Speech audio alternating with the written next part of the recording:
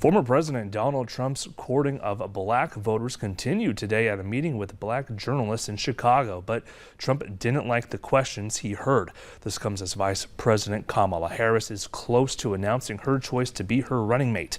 Natalie Brandt has more details from the White House.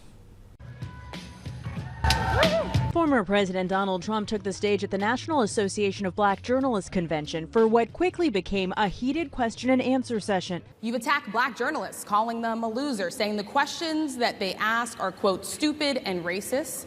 Why should black voters trust you after you have used language like that?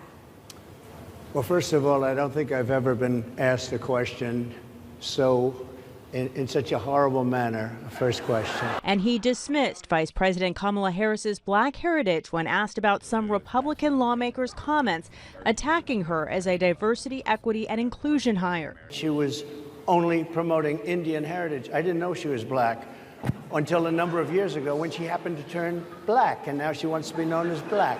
Trump has been heavily courting black voters, but faces a new dynamic with Harris as the presumptive Democratic nominee.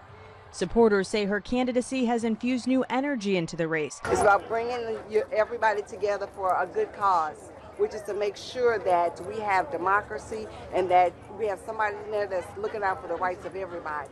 Tonight, Vice President Harris speaks to a historically black sorority in Houston, a network of voters that began mobilizing for her after President Biden dropped out of the race. CBS News has learned Harris is expected to announce a running mate by Monday.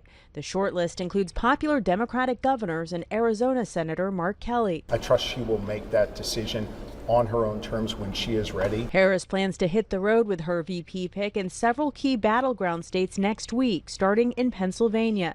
Natalie Brandt, CBS News, the White House.